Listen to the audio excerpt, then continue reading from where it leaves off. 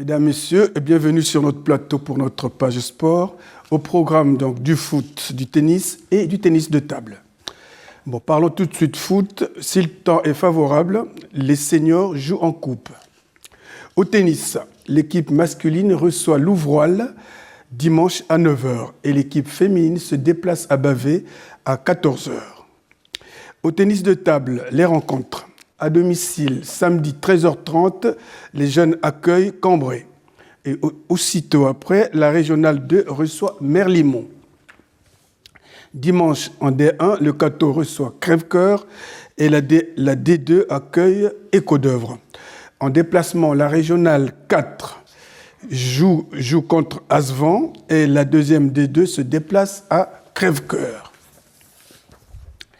Alors, passons maintenant au côté généreux de la CGTT, avec ce chèque offert à une personne dans le besoin.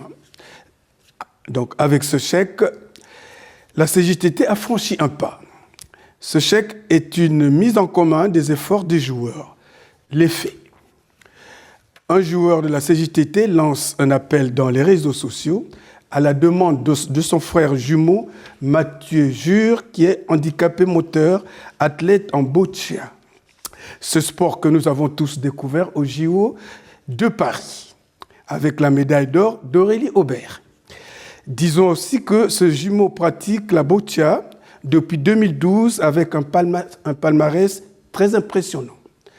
5 fois champion de France en 2012, 2013, 2015, 2016 et 2017, médaille d'or en 2014, 2018. En 2019, il est 4e après avoir battu Aurélie Aubert. La championne olympique au JO de Paris que nous avons tous vus. En 2020, il est éliminé en quart de finale. En 2021, pas de championnat de France pour cause de Covid. 2022, médaille de bronze. Au total, il a 8 podiums en 12 participations.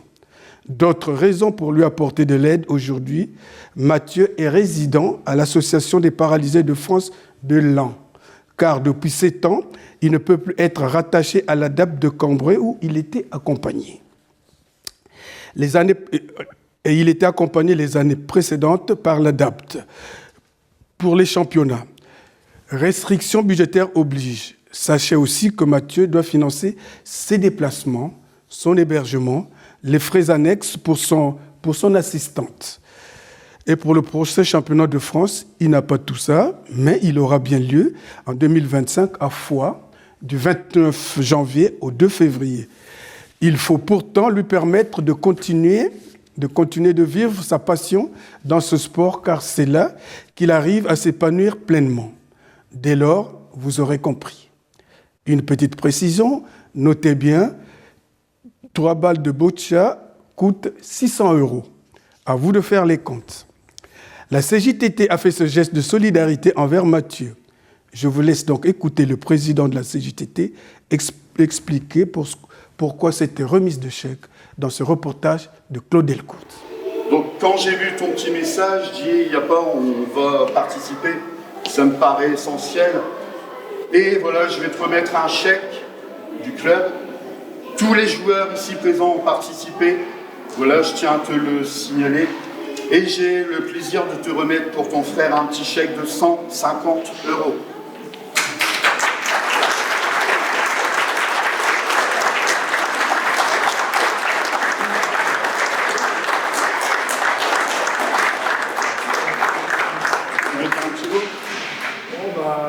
Merci à tous. En effet, normalement, il est suivi par l'ADAPT à Cambrai, sauf que ça fait 7 ans qu'il est au foyer de vie à Laon, puisque quand vous avez plus de 18 ans, vous pouvez le mettre dans un centre pour handicapés, on dit votre enfant est majeur, trouvez une solution. Sauf que ce centre-là n'a pas d'association et de club handisport, comme il fait aujourd'hui la boccia. L'ADAPT, ça fait 8 ans qu'il accompagne dans la boccia, il faisait 7 à 10 heures d'entraînement par semaine. Aujourd'hui, on a trouvé un entraîneur qui fait 2 heures par semaine, puisqu'à Lens, les entraîneurs de boccia, ça ne court pas les rues. Et l'ADAPT Cambrai nous a dit, aujourd'hui, on ne peut plus financer le week-end avec l'entraîneur, donc c'est-à-dire la restauration, les inscriptions. Il faut savoir qu'un jeu de balle, ça se joue à 8 balles, Et les balles sont fabriquées au Portugal, et un jeu de balles, ça vaut 600 euros.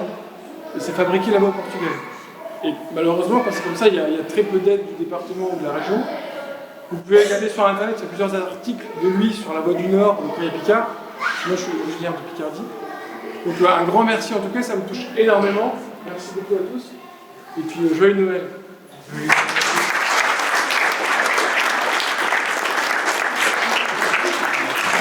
Toujours pour parler de la CGTT, il y a eu donc les rencontres du district et cela s'est passé au Palais des Sports parce que c'est la CGTT qui recevait cet événement. Je vous laisse découvrir les changements qu'il y aurait pour cette année. Quel était l'objet de votre réunion ici ? L'objet, c'était de préparer la deuxième saison de la deuxième phase de tennis de table pour le mois de janvier jusqu'au mois de juin. Et voir tout ce qu'il fallait organiser pour les rencontres pour le district, plus les rencontres de championnat. D'accord. Bon, premièrement, vous ne vous êtes pas présenté. Qui est qui là-dedans ? Alors moi, je suis Thierry Braque, ancien coordinateur de district, puisque j'ai laissé ma place à partir d'aujourd'hui, parce que je quitte la région, à monsieur Philippe Brelot, qui va me remplacer. D'accord. Alors Philippe va nous dire quels sont ses objectifs maintenant. Les objectifs, c'est un peu relancer le tennis de table dans le district, surtout après la réussite qu'on a eue aux Jeux Olympiques, dans tous les clubs, au niveau de la fédération. On a un nombre croissant de licenciés qui dirait que ça ne fait qu'augmenter, aussi bien au niveau masculin que féminin.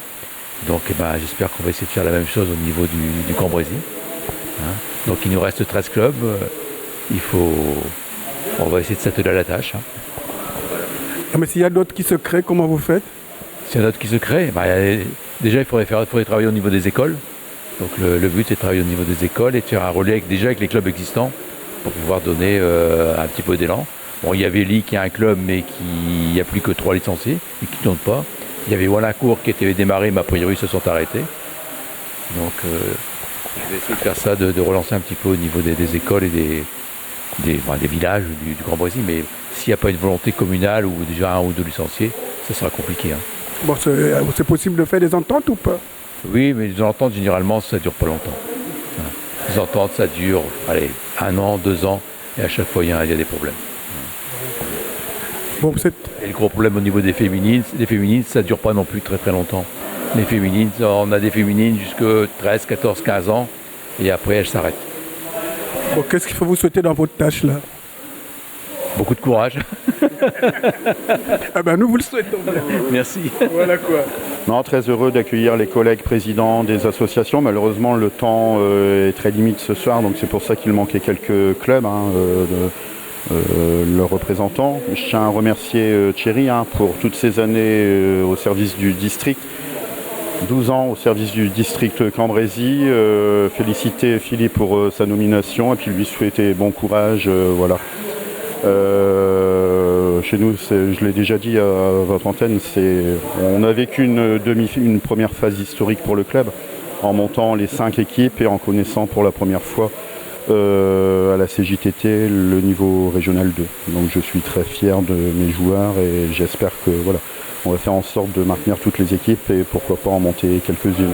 Traditionnelle réunion du district, comme on assiste tous les ans ici, pas tous les ans, pas tout à fait, mais traditionnellement, les conditions climatiques font que les gens qui sont de Haut-Bourdin, dont la nouvelle présidente de la Ligue, si je ne me trompe, du comité du Nord, n'a pu se présenter. Mais c'est toujours constructif et la préparation pour la deuxième phase de la compétition et de tout ce qui est manifestations qui vont se faire dans le district dans les mois prochains. D'abord, les catégories ne savent pas trop grand-chose. Vous, le porte-parole, qu'est-ce que vous leur dites du club du Cateau là ? Et je leur dis que là, ils ont fait un pas extraordinaire pour atteindre la région. Bon, maintenant, ils ont su faire et intervenir, recruter de nouveaux joueurs. Ils ne se sont pas trompés puisque tout de suite, sur la première phase, c'est une montée. Maintenant, il faut se maintenir, hein, pas aller trop vite. Et puis bon, maintenant, c'est une nouvelle aventure pour eux, mais je pense qu'ils sont capables de faire en sorte de se maintenir et de continuer à plus. Dans cette voie, c'est plus difficile de descendre que d'accéder. Donc, je leur souhaite bon courage. Et puis, je ne vois pas pourquoi cette équipe qui est présidée par un esprit de famille ne pourrait pas réussir et continuer comme elle le fait depuis un moment. J'espère, voilà, comme l'a dit Michel, que non seulement notre équipe de Régional 2, mais les autres équipes aussi vont pouvoir livrer de belles batailles, hein, de beaux matchs en cette deuxième phase. La R2, pour parler un peu, on a eu la poule. Elle se déplacera à Breteuil. Breteuil, c'est à plus d'1 heure et demie du Cateau, hein, entre Beauvais et Amiens. Et elle recevra pour information également Merlimont, voilà, que tout le monde connaît, hein, sur les côtes. Donc voilà, on est très fiers d'atteindre ce niveau. Le but, c'est forcément de s'y maintenir et de pouvoir continuer à grandir dans les années futures. L'autre information importante, c'est que nous allons accueillir le 22 et 23 mars le plus grand tournoi du Cambrésis, hein, les individuels du Cambrésis, où j'espère avoir une centaine de joueurs, voilà, du poussin aux seniors, pourquoi pas des numérotés, je l'espère, un numéroté français de Proville ou de Caudry qui pourrait venir taper la balle le dimanche lors de ce tournoi en bas dans la grande salle de basket du Palais des Sports. Le but, c'est toujours essayer d'avoir de plus de licenciés, plus de jeunes, plus de féminines. Mais depuis quelques années, on était quand même coincés, surtout avec les féminines, espérant que ça va aller mieux. Et après, bon, moi, ce que j'ai aussi dans le temps où j'ai été, j'ai eu la période Covid qui a fait très mal. La période Covid, pendant 3 ans, ça a été très difficile. Maintenant, ça reprend, ça commence. Avec l'effet Lebrun, c'est peut-être ça qui va nous sauver. En 12 ans, quels sont vos meilleurs souvenirs?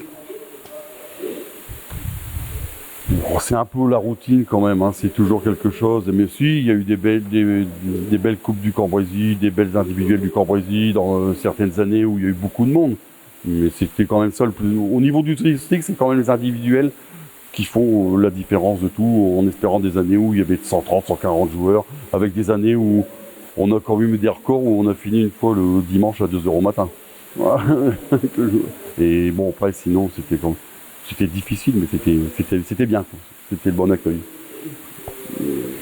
Alors, quant à vous qui prenez la main, qu'est-ce que vous dites au club aujourd'hui? Au club, on va déjà remercier le club du Cateau quand même, c'est bien de nous accueillir aujourd'hui, et puis ils sont sur un bon élan, il faut leur continuer comme ça, puis on a besoin de clubs phares pour pouvoir évoluer dans tous les sports, hein. Donc au niveau des clubs phares dans le Cambrésis, aujourd'hui on a Proville et Caudry, donc s'il y en a un troisième qui pointe le bout du nez, ce n'est que mieux que pour le tennis de table, hein. Et on va le souhaiter au Cateau, qui sont sur une bonne dynamique. Voilà. Allez, merci à vous. Voilà, mesdames, messieurs, j'ai été très heureux de vous présenter cette page. Il ne reste plus qu'à vous souhaiter une excellente fin de semaine et à nous revoir très prochainement sur ce même plateau en vous disant tous merci et à bientôt.